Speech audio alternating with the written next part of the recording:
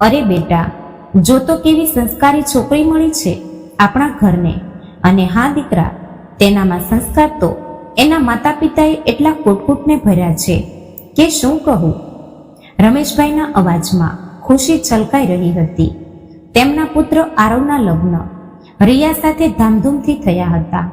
રિયાના માતા પિતાએ દહેજમાં ઘરેણાં, ગાડી અને ઢગલાબંધ ભેટો આપી હતી, જેના કારણે તેમના ચહેરા પરની ખુશી જાણે જવાનું નામ નહોતી લેતી.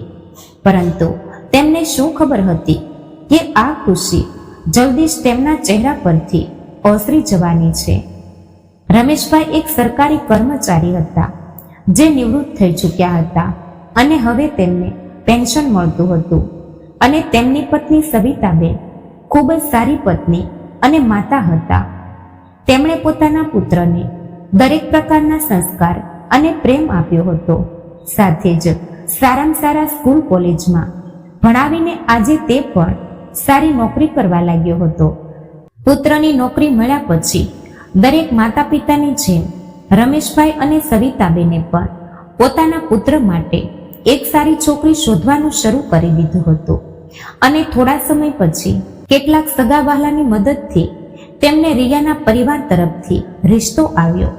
રિયા વિશે બધાને પૂછ્યા પછી તેમને એ જાણવા મળ્યું કે રિયા ખૂબ જ સમજુ, સુશીલ અને સંસ્કારી છોકરી છે. ભણતર, ભરતકામ અને રસોઈ બનાવવામાં તેનો કોઈ જવાબ નથી. બસ પછી શું? આ સાંભળીને તો રમેશભાઈ અને સવિતાબેન ફાઇનલ કરી દીધું કે હવે તેમના ઘરની વહુ તો માત્ર રિયા જ બનશે. પણ કોણ જાણતું હતું કે તેઓ કઈ આફતને પોતાના ઘરમાં લાવવાના છે. અને આ સાથે જ થોડા મહિના પછી મોટા ધામધૂમથી તેમણે પોતાના પુત્રના લગ્ન કરાવી દીધા. જેવી રિયા ઘરમાં આવી તેણે બધી જવાબદારી સંભાળી લીધી. તેના મમ્મી પપ્પાએ પણ પૈસા આપવામાં કોઈ કસર છોડી નહોતી. અને આટલી સારી વહુને જોઈને કોનું મન ખુશીથી ન સમાય. તે દરેકની ખુશીનું ધ્યાન રાખતી. સવિતાબેનને તો જાણે તે એક ચમચી પણ ઉઠાવવા ન દેતી. ત્રણેય ટાઈમનું જમવાનું અને તેમની સેવા કરતી. આસપાસવાળા પણ આ જોઈને બળવા લાગ્યા હતા. વળી સવિતાબેન જાણે પોતાની વહુની પ્રશંસા કરતા થાકતા નહોતા. મારી વહુ તો લક્ષ્મી છે. લક્ષ્મી ઘરના પગલા મૂકતા જ બધે રોનક લાગે છે. રિયા શરમાતા બોલી, માજી, આ બધું તમારી દુઆઓનું અસર છે. ઘરમાં બધું સારું ચાલી રહ્યું હતું. રિયા ખૂબ જ સંસ્કારી, સમજુ અને પ્રેમ કરતી વહુ સાબિત થઈ રહી હતી. રમેશભાઈ કહેતા, બેટા, અમે તો વહુને દીકરી જેવી માની લીધી છે. પણ કહેવાય છે ને, વાર્તામાં વળાંક ત્યાં આવે છે જ્યાં બધું પરફેક્ટ લાગે છે. સાંજનો સમય હતો. રિયા ધીમે ધીમે પોતાના સાસુ સસરાના રૂમ પાસે પહોંચી. અવાજમાં થોડી હિંચક હતી, પણ ચહેરો વિનમ્ર હતો. માજી, પાપાજી, એક વાત કહેવાની હતી તમને. સવિતાબેને હસતા હસતા કહ્યું, હા બેટા, બોલને, શું થયું? શરમાઈશ નહીં. જે સાંભળીને રિયા બોલી, અસલમાં મમ્મી પપ્પાની તબિયત છેલ્લા થોડા દિવસોથી સારી નથી. માને સતત તાવ છે અને બાપાને બ્લડ પ્રેશરની તકલીફ વધી ગઈ છે. વિચારી રહી હતી કે થોડા દિવસો માટે માયકે જઈ આવું, થોડો તેમનો ખ્યાલ રાખી લઉં.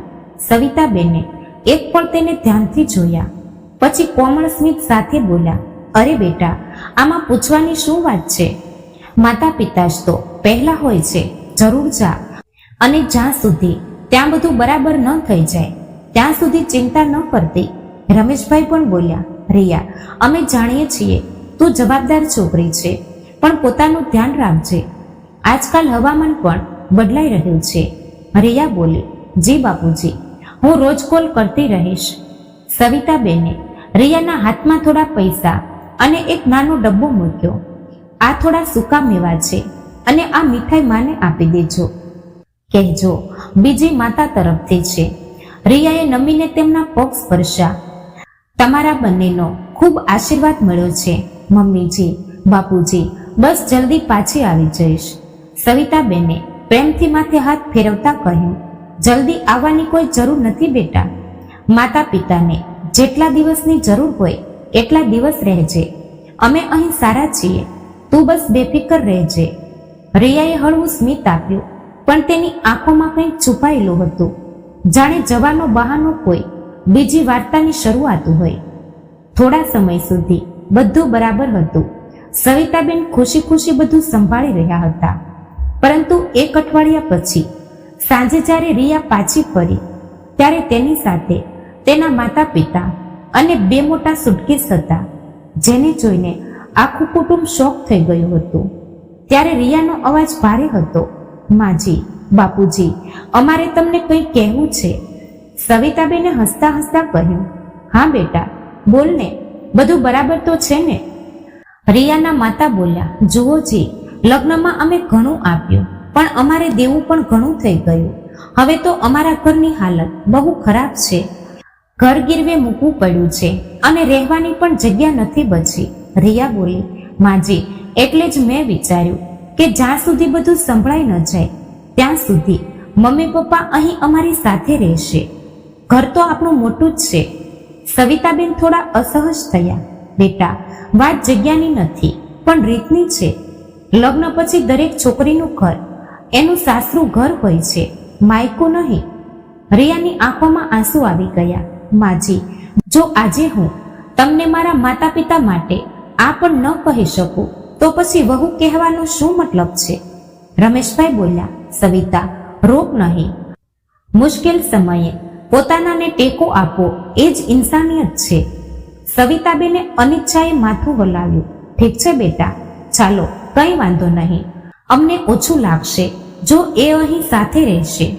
તમે બધા જેટલા દિવસ ચાહો એટલા દિવસ રહી શકો છો. શરૂઆતમાં બધું બિલકુલ સામાન્ય હતું. રિયાના માતા પિતા ખૂબ જ વિનમ્ર હતા. સવારે ઉઠીને સવિતાબેનને રામ રામ કહેતા, નાસ્તામાં હાથ વહેંચતા અને દરેક વાતમાં દીદીજી ઉમેરતા. ઘરનું વાતાવરણ ખુશનુમા લાગી રહ્યું હતું. સવિતાબેનને પણ ક્યારેક લાગતું કે ચાલો, રિયાના માતા પિતા સારા નીકળ્યા. ઓછામાં ઓછું વર્તન તો સારું છે, પણ સમય, માણસ અને ઈરાદા ત્રણેય ક્યારેય એક જગ્યાએ ટકતા નથી. એક સવારે સવિતાબેન રોજની જેમ પૂજા માટે ઉઠ્યા, પણ જેવી તેમણે મંદિર તરફ જોયું તેમની આંખો થંભી ગઈ. ત્યાં તેમનો બહાર્યો દીવો નહોતો, પણ રિયાની માતાનો મૂકેલો દીવો બળી રહ્યો હતો. સાથે જ મૂર્તિઓ પણ બદલાયેલી હતી. તેમણે ધીમેથી કહ્યું, અરે બહેનજી, આ પૂજા હું રોજ કરું છું. રિયાની માતા હસતા હસતા બોલી, અરે દીદી, હવે તો અમે પણ ઘરના જ છીએ. થોડું ઘણું કરવા દો અમને પણ. તમારી પાસેથી શીખ્યું છે આ બધું. સવિતાબેને કંઈ કહ્યું નહીં, પણ અંદર ક્યાંક એક બેચેની ઊઠી. ક્યાંક ધીમે ધીમે આ ઘર તેમના હાથમાંથી સરી તો નથી રહ્યું ને. દિવસો વીતતા ગયા. રિયાના પિતા હવે આખો દિવસ હોલમાં ટીવી ચાલુ રાખીને બેસી જતા. ક્યારેક ક્રિકેટ, ક્યારેક ન્યૂઝ, તો ક્યારેક જૂના ગીતો. ઘરમાં કોઈ ચેનલ બદલવાની હિંમત પણ નહોતું કરતું. ફ્રીજમાં જે પણ વસ્તુ રખાતી રિયાના પિતા પહેલા પોતાના માટે કાઢી લેતા. મોંઘા ફળ, જ્યુસ, મીઠાઈઓ બધું તેમની પ્લેટમાં જતું. એક દિવસ સવિતાબેને હળવા સ્વરે કહ્યું, રિયા બેટા, કાલે દૂધવાળાનું બિલ તું આપી દેજે. મારી પાસે અત્યારે પૈસા નથી અને આરવ પણ બધો ખર્ચ હમણાં તને જ આપે છે. આ પહેલા કે રિયા કંઈ કહે તેની માતા વચ્ચે બોલી ઉઠી, કેમ દીદીજી? અરે બધો ખર્ચ આપે છે તો ખર્ચ પણ તો પૂરો કરી દે છે. અમારી દીકરીને મળે છે જ કેટલું જે તમને તેને પૈસા આપવાનું કહી રહ્યા છો? તે તો માંડ કોઈ સારી વસ્તુ લઈ શકતી હોય છે. જ્યારથી અહીં આવી છે ત્યારથી જે લગ્નમાં ઘરેણાં આપ્યા એ સિવાય કોઈ ઘરેણાં બનતા નથી જોયા. હવે તમે જ જણાવો, નવી આવેલી વહુ માટે આ યોગ્ય છે? એટલે જ મેં રિયાને કહ્યું હતું કે તે પોતાના માટે થોડા ઘરેણાં બનાવી લે અને પૈસા વધારે ખર્ચ ન કરે. એટલે દીદી, તમે પૈસા આપી દેજો. મારી દીકરીએ પોતાનું જીવન પણ તો જીવવું છે. સવિતાબેનનો ચહેરો ઉતરી ગયો. શું મતલબ તમારો? એવું તો નથી કે અમે રિયા માટે કોઈ કમી છોડીએ છીએ. ત્યારે રિયાના પિતાએ ઠંડી સ્મિત સાથે કહ્યું, અરે દીદી, હવે તો સહકુટુંબ છીએ ને. હવે ઘર પણ બધાનું અને ખર્ચ પણ બધાનો. રૂમમાં એક પળ માટે સન્નાટો છવાઈ ગયો. સવિતાબેનને સમજાયું નહીં કે તેઓ શું બોલે અને તેમને દલીલ કરવી પણ યોગ્ય ન લાગી. એટલે તેઓ મોં ઢાંકીને ચાલી ગયા. પણ અહીં ચૂપ રહેવું તેમની સૌથી મોટી ભૂલ હતી, કારણ કે ધીમે ધીમે ઘરનો નકશો બદલવા લાગ્યો. રિયા પહેલા જે દરરોજ સવારે સાસુ સસરાના પગે પડીને નમસ્કાર કરતી હતી, હવે તે મોડેથી ઉઠતી અને સીધી રસોડામાં જતી. જ્યાં પહેલા તે સવિતાબેન માટે ચા બનાવીને લાવતી, હવે પોતાને અને પોતાના માતા પિતા માટે બનાવતી. ક્યારેક સાસુના માથામાં તેલ લગાવતી. હવે એ જ કહેતી, માજી હવે આ બધું હું નહીં કરી શકું, મેં પણ ઓફિસ જોઈન કરી લીધું છે, એટલે એક સાથે ઓફિસ અને ઘર બંને સંભાળવું મુશ્કેલ છે. સવિતાબેન સમજી ગયા કે વહુ બદલાઈ રહી હતી, ધીમે ધીમે પણ સંપૂર્ણપણે. એક સાંજે આરવે બધું જોયું. તે ચૂપચાપ હોલમાં ઊભો હતો, જ્યારે તેની માતા રસોડામાં એકલી વાસણ ધોઈ રહી હતી અને રિયા મોબાઈલ પર બેસીને હસી રહી હતી. રાત્રે તેણે રિયાને કહ્યું, રિયા, માએ જણાવ્યું કે તારા પપ્પાએ આજે ફરી ઘરના પૈસામાં દખલ દીધી છે. મને સમજાતું નથી, આ બધું બરાબર નથી લાગતું. તારે તારા પપ્પા અને માને બોલવું જોઈએ. રિયાની આંખોમાં આંસુ આવી ગયા. અવાજ ધ્રુજો, તમને લાગે છે હું ખોટી છું? મારા મમ્મી પપ્પા પાસે હવે કંઈ નથી બચ્યું. તેમણે મારા લગ્નમાં બધું આપી દીધું. શું હવે તેમના માથે છત આપવી પણ ગુનો છે? શું તેમણે એક વાત કહી દીધી તો તે ખોટા થઈ ગયા? ઠીક છે, હું તેમને કહી દઈશ કે ચૂપ રહ્યા કરો, આ ઘર તેમનું નથી. હું કહી દઈશ તેમને, તમે ચિંતા ન કરો. હવેથી તે મોં નહીં ખોલશે અને હું પણ આખો દિવસ કામ જ કરીશ. ઓફિસથી આવીને થાકી ગઈ હતી એટલે ફોન ચલાવતી હતી. મેં માજીને કહ્યું હતું કે હું કરી લઈશ, પણ તેમણે કહ્યું કે હું કરી દઈશ. તો તેમાં મારી શું ભૂલ છે? આ કહેતા રિયા રડવા લાગી. આ સાંભળીને આરવ ચૂપ થઈ ગયો. તેને પોતાને શરમ આવી કે તેને આવું કેવી રીતે વિચારી લીધું. રિયાએ ધીમેથી તેનો હાથ પકડ્યો. હું તો બસ ઈચ્છું છું કે બધા સાથે રહે. મમ્મી પપ્પા હવે એકલા ન રહી શકે. આરવનું દિલ પીગળી ગયું. તે બોલ્યો, માફ કરજે રિયા, હું ખોટું સમજો. રિયાએ પોતાના આંસુ લૂછ્યા, પણ હોઠ પર હળવું સ્મિત આવી ગયું, કારણ કે તે જે ઈચ્છતી હતી તે જ તો થઈ રહ્યું હતું. હવે ઘર સંપૂર્ણપણે બદલાઈ ચૂક્યું હતું. સવિતાબેનના શબ્દોનું મહત્વ ખતમ થઈ ગયું હતું. રમેશભાઈની સલાહ નકારવામાં આવતી હતી અને આરવ હવે દરેક વાત રિયાની માનવા લાગ્યો હતો. રિયાની માતા હવે સાસુને ખુલ્લે આમ તાણા મારતી, દીદી, કેટલાક લોકોને બીજાની મદદ પચતી નથી, બસ હુકમ ચલાવતા આવડે છે. સવિતાબેન માથું ઝુકાવી લેતા, પણ અંદરથી તેઓ તૂટી ચૂક્યા હતા. હવે આ ઘર તેમનું રહ્યું જ ક્યાં હતું? હવે ઘર એવું નહોતું જે ક્યારેક પોતાના લોકોની હાસ્યથી ગૂંજતું હતું. હવે ત્યાં માત્ર આદેશોનો અવાજ, તાણાની ગુંજ અને ચુપકીદીની સિસકારા રહી ગયા હતા. ધીમે ધીમે રિયા અને તેના માતા પિતાએ આખા ઘર પર કબજો જમાવી લીધો હતો. રસોડાની ચાવીઓ હવે રિયાની માતા પાસે હતી. તે નક્કી કરતી કે શું બનશે, કોણ ખાશે, કોણ નહીં. અહીં સુધી કે વાસણો પણ તેમણે નવા મંગાવી લીધા. જૂના વાસણો ફેંકતા બોલી, બહેનજી, હવે જમાનો બદલાઈ ગયો છે. આ જૂના પિત્તળના વાસણ હવે કોણ વાપરે છે? સવિતાબેન બસ મૌન રહ્યા. દરેક શબ્દ, દરેક તાણું હવે તેમના અંતરમાં ઘસાઈ રહ્યું હતું. ગેરેજમાં રાખેલી રમેશભાઈની જૂની કાર હવે રિયાના પિતા ચલાવી રહ્યા હતા. તેઓ કહેતા, અરે જી, હવે અમે પણ તો પરિવારનો ભાગ છીએ. ગાડી ખાલી ઊભી રહેતી હોય તો તેને વાપરવામાં શું વાંધો છે? એક સવારે સવિતાબેને હિંમત એકઠી કરીને કહ્યું, બેટા આરવ, તારા સાસરિયા હવે તો જાણે આપણા ઘરના માલિક બની બેઠા છે. ક્યારેક લાગે છે કે આ ઘર હવે અમારું રહ્યું જ નથી. આરવ હસીને બોલ્યો, અરે માં, તમે જ તો હંમેશા કહો છો કે મુશ્કેલીમાં પોતાનાનો સાથ આપવો જોઈએ. સવિતાબેને થાકેલા સ્વરે કહ્યું, સાથ દેવામાં અને માથે સવાર થવામાં ફરક હોય છે બેટા. આરવ કંઈ બોલ્યો નહીં, બસ ચૂપચાપ રૂમમાંથી બહાર નીકળી ગયો. તેણે રિયાને સમજાવી તો રિયાનું એ જ રડવું, જેનાથી આરવ સાસુ અને વહુની વચ્ચે પીસાવા લાગ્યો.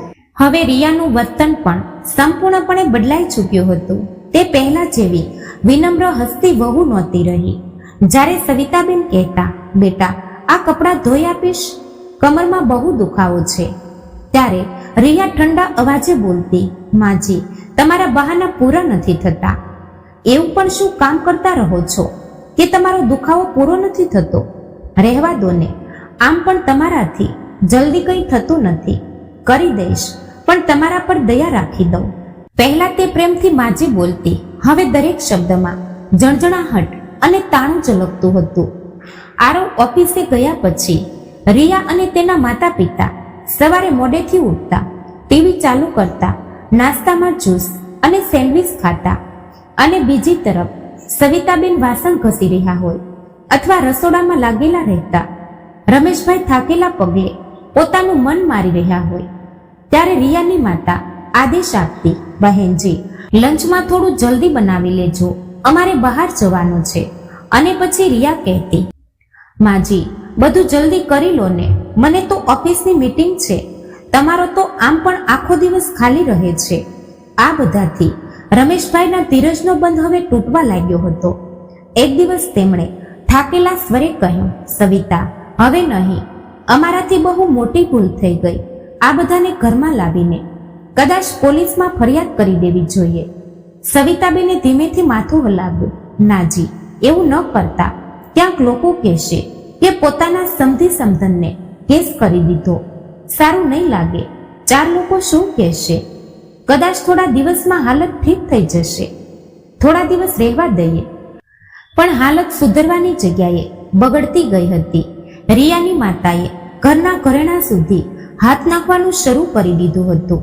રિયા હવે પોતાનો ઓફિસનો પગાર પણ પોતાના માતા પિતાને આપવા લાગી.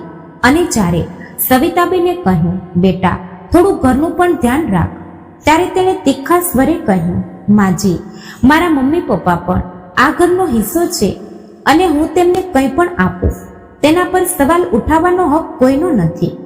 અને તમને દેખાતું નથી, હું દિવસ રાત કામમાં લાગી રહી છું. તમે લોકો ક્યાં છો? તમે લોકો ઘર સંભાળો. સવિતાબેનની આંખો ભીની થઈ ગઈ. બેટા અમે તો તને દીકરી જેમ અપનાવી હતી. રિયાએ ઠંડુ સ્મિત કર્યું, હા પણ હવે હું દીકરી નહીં, વહુ છું માજી. અને વહુઓ દરેક વાતમાં તમારી હામાં હા નથી મળાવતી. તેના આ શબ્દો હવામાં તીરની જેમ ગુંજી ગયા. સવિતાબેન પહેલીવાર પોતાના જ ઘરમાં પરાયા લાગ્યા. રમેશભાઈએ ઊંડો શ્વાસ લીધો અને કહ્યું, આ ઘર હવે ઘર નથી રહ્યું. સવિતા અહીં હવે રિશ્તાઓ નહીં, સ્વાર્થ રહે છે. સવિતાબેને શાંત સ્વરે જવાબ આપ્યો, હાજી કદાચ હવે ભગવાન જ જોશે કે કોણ કોનું છે. ઘરની દિવાલો હજી એ જ હતી, પણ તેમની અંદરનો પ્રેમ, આદર અને પોતાપણાની ભાવના કોઈએ ધીમે ધીમે ચોરી લીધી હતી. દિવસ બદિવસ વધતા ઝઘડાઓથી સવિતાબેનનો ચહેરો સુકાઈ ગયો હતો. આંખો નીચે કાળા કુંડાળા પડી ગયા હતા. રોજના તાણા, અપમાન અને કામના થાકે તેમનું સ્વાસ્થ્ય છીનવી લીધું હતું. એક સવારે તેઓ રસોડામાં હતા કે અચાનક પડી ગયા. અવાજ સાંભળી રમેશભાઈ દોડ્યા. સવિતા શું થયું? તેઓ ધ્રુજતા અવાજે બોલ્યા, ચક્કર આવી રહ્યા છે જી, શ્વાસ નથી લઈ શકતી. રિયા ત્યાં જ ઊભી હતી, પણ મોબાઈલ હાથમાંથી છોડ્યો નહીં. માત્ર એટલું બોલી, માજીને તો દર બીજા દિવસે કોઈને કોઈ બહાનું જોઈએ કામ ન કરવા માટે. થોડા નાટક ઓછું કરે, નહીં તો ઘરની બહાર કાઢી મૂકીશ.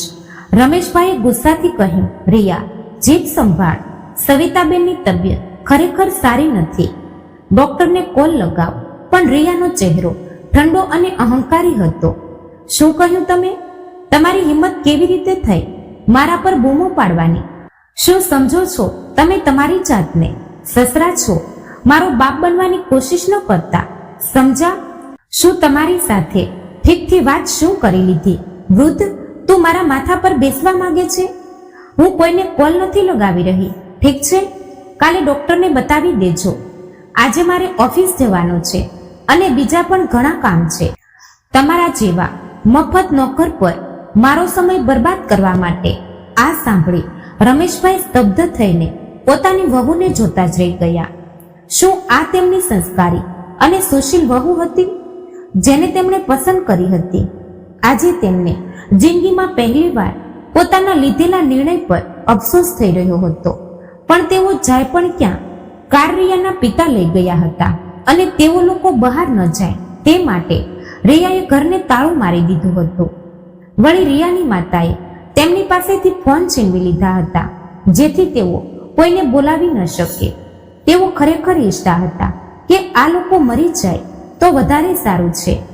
પોતાની પત્નીની હાલત બગડતી જોઈને રમેશભાઈની ચિંતા વધતી જતી હતી. તેમને કંઈ સમજમાં નહોતું આવતું કે તેઓ શું કરે. તેમણે રાત થવાની રાહ જોઈ કે જ્યારે તેમનો પુત્ર આવશે તો તેઓ જલ્દીથી પોતાની માતાને હોસ્પિટલ લઈ જશે. પરંતુ તેઓ આખી રાત રાહ જોતા રહ્યા, પણ તેમનો પુત્ર ત્યાં બિલકુલ નહોતો આવ્યો. તેમની વહુએ હસતા હસતા જણાવ્યું કે તે આજે પોતાના કામને કારણે શહેરની બહાર ગયા છે. આ સાંભળીને તો તે ખુશીથી ફૂલાઈ નહોતી સમાતી. સવિતાબેનનો તાવ ધીમે ધીમે વધી રહ્યો હતો અને તે ત્રણેય આરામથી બેસીને આ શોનો જાણે મજા લઈ રહ્યા હતા. રમેશભાઈએ આજીજી કરી હાથ જોડ્યા, પણ તેમના પર કોઈ અસર ન થઈ. તેઓ પોતાની જિંદગીમાં પહેલીવાર પોતાને આટલા નબળા અનુભવી રહ્યા હતા. તેમની આંખોમાંથી આંસુ રોકવાનું નામ નહોતા લેતા. વળી સવિતાબેન બેહોશ પડ્યા હતા. ધીમે ધીમે રાત વીતી, પણ સવિતાબેનનો તાવ વધતો ગયો. રમેશભાઈ વારંવાર બોલ્યા, રિયા બેટા, આરવને બોલાવી દે, આરવને ફોન કર. રિયાએ જાણી જોઈને કહ્યું, અરે વૃદ્ધ, કહ્યું ને તે આ સમયે મીટિંગમાં છે અને વળી સામાન્ય તાવમાં ઓફિસના લોકોને પરેશાન કરવા ઠીક નથી. આ વૃદ્ધ સ્ત્રીને વળી જલ્દીથી કંઈ થવાનું નથી, એટલે વધારે માથું ન મારીશ. પણ હા, એક શરત પર હું ઈલાજ કરાવી શકું છું. પહેલા એના ઘરેણા મને સોંપી દે, નહીં તો ભૂલી જા અને પોતાની પત્નીને મરતા જો, કારણ કે તારો પુત્ર પણ 2 દિવસ પછી આવશે. હવે તું જ વિચારી લે. રમેશભાઈ આખી રાત વિચારતા રહ્યા, પણ તેમની પાસે વિકલ્પ પણ નહોતો. અહીંથી તેઓ ક્યાંય જઈ શકે તેમ નહોતા. જાણે તેમને પોતાના જ ઘરમાં કેદ કરી દીધા હતા અને પોતાની પત્નીને પણ તેઓ મરતા જોઈ શકતા નહોતા. એટલે તેમણે હારીને જે રિયાએ કહ્યું તે જ કર્યું. ઘરેણા મળતા રિયા તો જાણે ફૂલાઈ ન સમાતી હતી.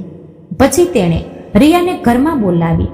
તેમને બહાર જવાની પરવાનગી ન આપી, કારણ કે તેને ડર હતો કે ક્યાંક આ લોકો પોલ ન ખોલી દે ડોક્ટરને.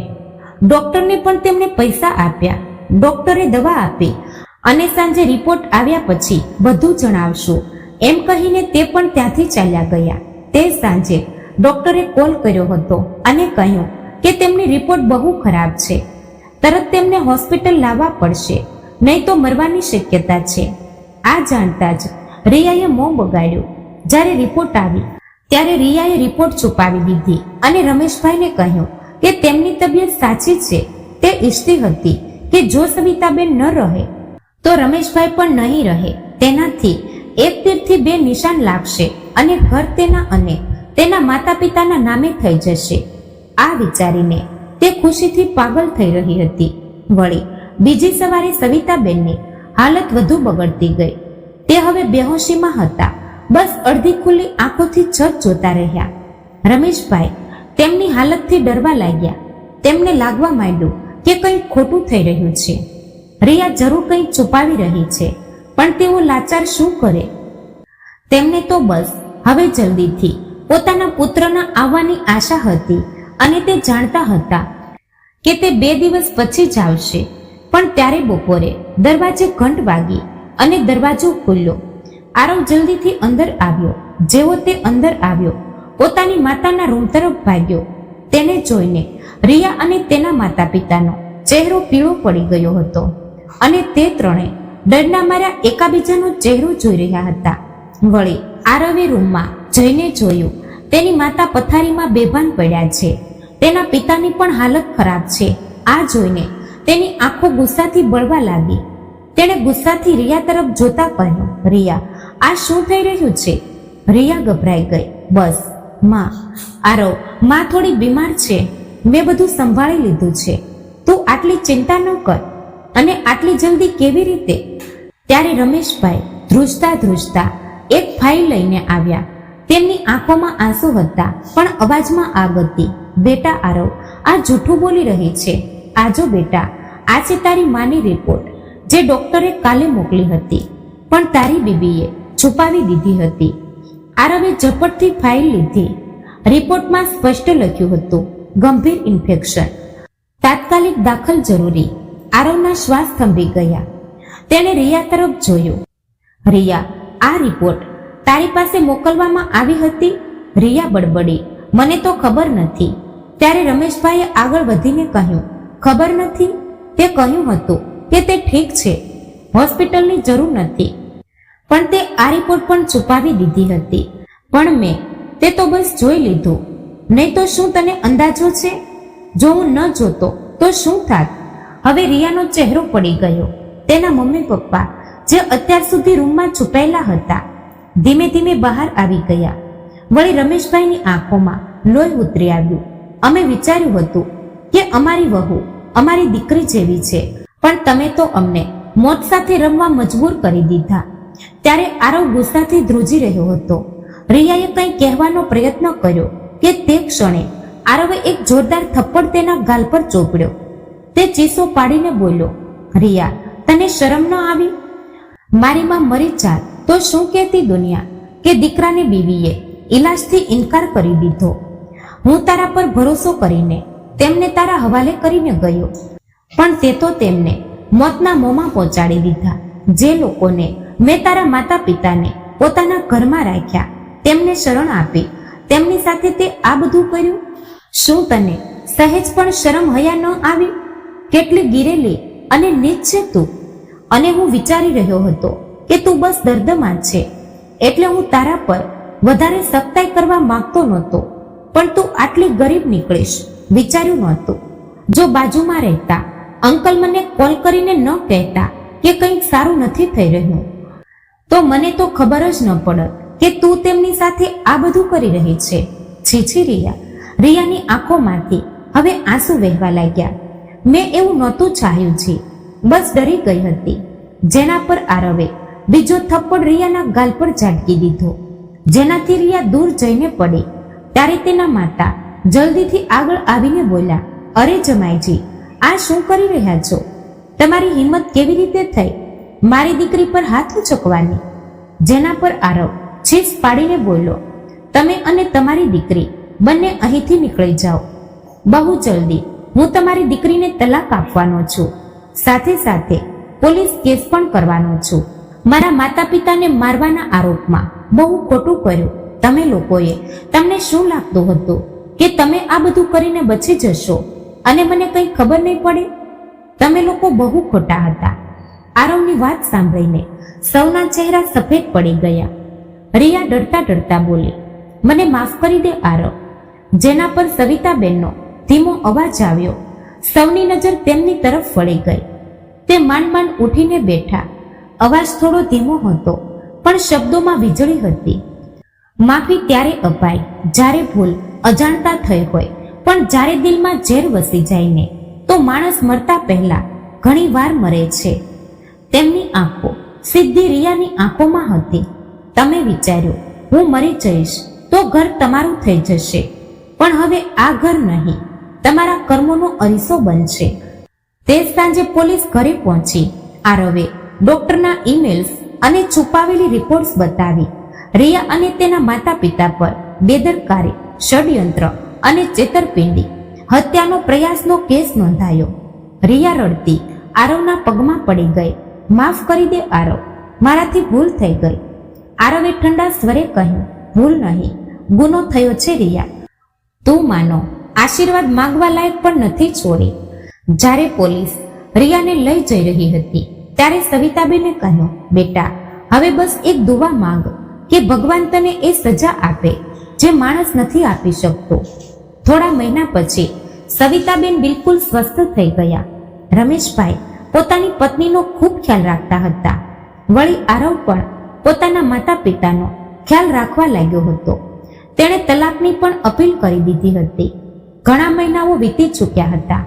રિયા અને તેનું કુટુંબ હવે જેલમાં હતા.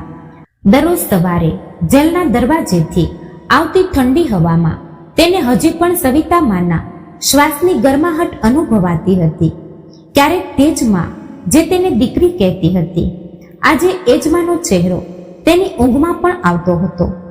તે ઘણીવાર ખૂણામાં બેસીને પોતાની જાત સાથે બબડતી, કાશ તે દિવસે રિપોર્ટ છુપાવી ન હોત, કાશ માજીની આંખોમાં એ આંસુ ન આવત. હવે તેનો ચહેરો સુકાઈ ગયો હતો, આંખો નીચે ઊંડાણ હતું અને દિલમાં બસ એક દર્દ જેને સમય પણ નહીં મિટાવી શકતો હતો. એક દિવસ જેલરે તેને બોલાવી બોલ્યો, તારા માટે કોઈ ચિઠ્ઠી આવી છે. રિયાએ ધ્રુજતા ધ્રુજતા કવર લીધો. તેના પર સ્પષ્ટ લખ્યું હતું, સવિતાથી રિયાના નામે. તેના હાથ ધ્રુજી ઉઠ્યા. ધીમે ધીમે તેને કવર ખોલ્યું. અંદર એક પીળો કાગળ હતો, જેના પર શાહી થોડી ફેલાયેલી હતી. જાણે તેને લખતી વખતે તેની આંખો ભીની થઈ ગઈ હોય. પ્રિય રિયા, મેં તને હંમેશા દીકરી સમજી, પણ કદાચ તે મને સાસુ જ ન માની. મેં તારા દરેક તાણાને હસીને સાંભળ્યા, કારણ કે હું નહોતી ઈચ્છતી કે મારો પુત્ર માતા અને પત્નીની વચ્ચે ફસાય. જ્યારે તે મારી બીમારીને જૂઠું કહ્યું, ત્યારે મને મારા જીવવાથી ડર નહોતો લાગતો, પણ તારા પડવાથી ડર લાગ્યો. કારણ કે પડનાર માટે નીચે બસ અંધારું હોય છે. બેટા, આજે હું ઠીક છું, ખુશ છું અને મારા જેવા ઘણા માતા પિતાને આશરો આપી રહી છું. પણ એક વાત આજે પણ વિચારું છું, જો તે દિવસે તું સાચું બોલી દીધું હોત તો કદાચ આજે આ ચિઠ્ઠી નહીં, તારું માથું ચૂમી રહી હોત. હું પોતાને માફ કરવા સહેલા નથી હોતા રિયા, પણ જો ક્યારેક કોઈ વૃદ્ધના આંસુ લૂછી દે તો સમજી લે કે હું તને માફ કરી દઈશ. પણ તારી જગ્યા હવે અમારી જિંદગીમાં નથી.